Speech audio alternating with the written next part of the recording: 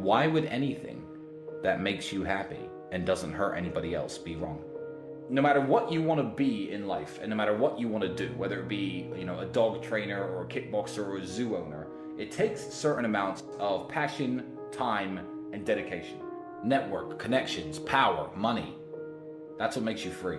Money buys healthcare, and if you think you have healthcare, you do not. That's what I would say is the most crazy thing about having money. Try to make them notice you and realize your usefulness. Don't try to tell them that you're useful. Then I'm in a position where I was very lucky to have a good father figure and an older brother in my life to guide me over some of the hurdles that young men face. But a lot of hurdles that, young men face, they haven't got anybody to look up to, and they haven't got anybody to turn to. And I thought, let me just give this little bit of life advice out to the younger men out there. I said, I broke up with my ex. She's asking for me back.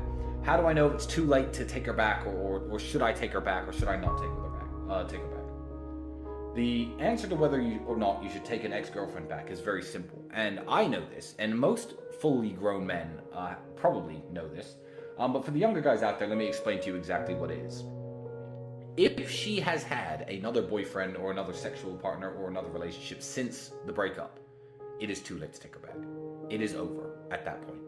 Because no matter what happens in the relationship, no matter if you get married, have kids, if you stay together for a very long time, because that all happened because it didn't work out with the guy who she was with after your breakup.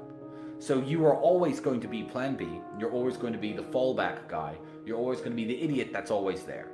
So if she's had a week or two and, hung out with her girlfriends and cried into her pillow, by all means take her back. The moment there's been another guy in the scene at all, she's only interested in taking you back and getting back with you because it didn't work out with him. So don't let yourself be played like that. Yeah, don't be second place to anybody.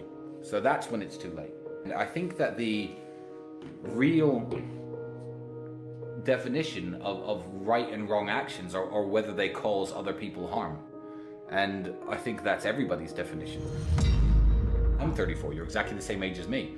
I am too working on myself, trying to build myself up, working on my finances, although they're pretty secure. I'm always trying to do better, and I care about taking care of my mother too, yeah.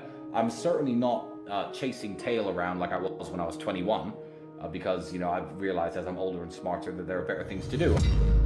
You are going to need a woman because you are going to need kids, and having kids is a very important mission in any man's life. So yeah, by all means, work on yourself. I don't understand why that would be a negative thing. That's actually a very beautiful thing. Being truly honest, living only for yourself and not taking the time and the financial commitment it takes, the time commitment it takes to procreate, I think would be of ultimately very unhappy life. Shared blood is the best, it's the best way of securing loyalty. So as a man who's building an empire, I don't see how I could justify continuing my life if I was not trying to procreate and have children. But yeah, having a daughter and being a father is absolutely wonderful. It's great. No 22-year-old should be on any kind of steroid. I can see cases for testosterone replacement therapy for people in their upwards of 40, maybe late 30s. I could see the case for that. For upping your testosterone level and trying to get your energy levels back to when you were much younger. Do you exercise regularly? Do you eat right? How much alcohol do you drink? Do you smoke? Why don't you look at what testosterone is? Look at your current life and and your current habits, and try to up your testosterone level naturally. There's no excuse to be injecting anything into your arms at this age. I think that's really pathetic. I believe that the time to get wealthy in an easy and a quick way has run out already. I'm going to tell you why. We've all heard of the gold rush, haven't we? Gold rush was a time when in certain rivers in California, large nuggets of gold were found, and people went nuts. People all moved out to California, and lots of people got very rich because there was gold in the hills, and everyone was panning for gold, searching the rivers for gold, mining for gold. A gold rush has just happened, and the gold rush we've just seen is the easy money there was to make in crypto coins. Bitcoin has a use case, Ethereum has a use case, Chainlink and a few other cryptos have a use case, and they're going to last well on into the future. They might even be the future of currency. People who own them now might be the richest people in the world in 5 or 10 years. But I'll tell you what isn't going to exist. Pump and dump crypto nonsense coins that kids can buy for a few $1,000s and become millionaires overnight.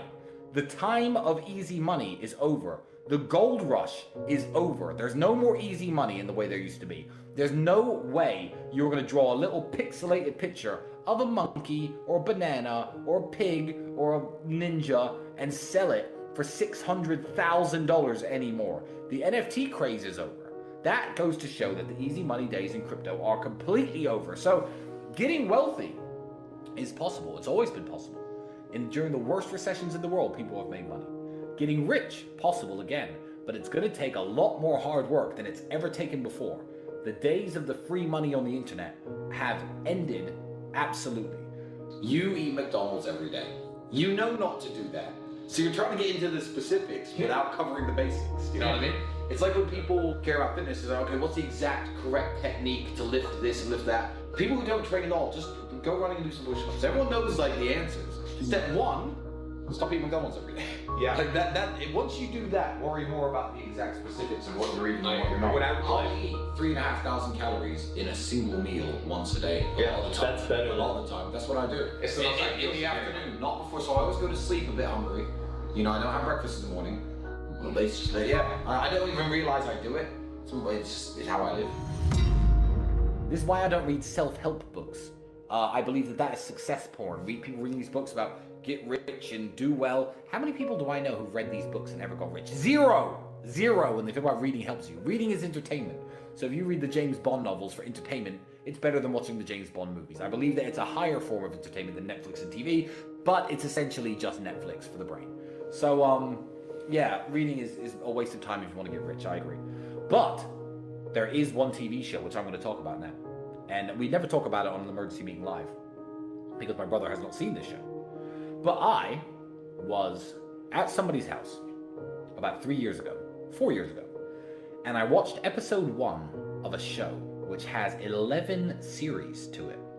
And it was so excellent that I watched all of it. Now, I believe this TV show to be an intellectual and cultural masterpiece, and it is the greatest show that has ever been broadcast on television. And I'm talking, of course, about the show Trailer Park Boys. The importance of brotherhood and friendship and sticking together is a massive underlying theme of the show. Also, the importance of enjoying your current circumstances. Keep working, keep hustling, keep grinding, try and get out, but enjoy yourself while you're at it. It's a show about perseverance. It's a show about trying to always better your situation. Besides that, TV's a waste of time. Especially the news.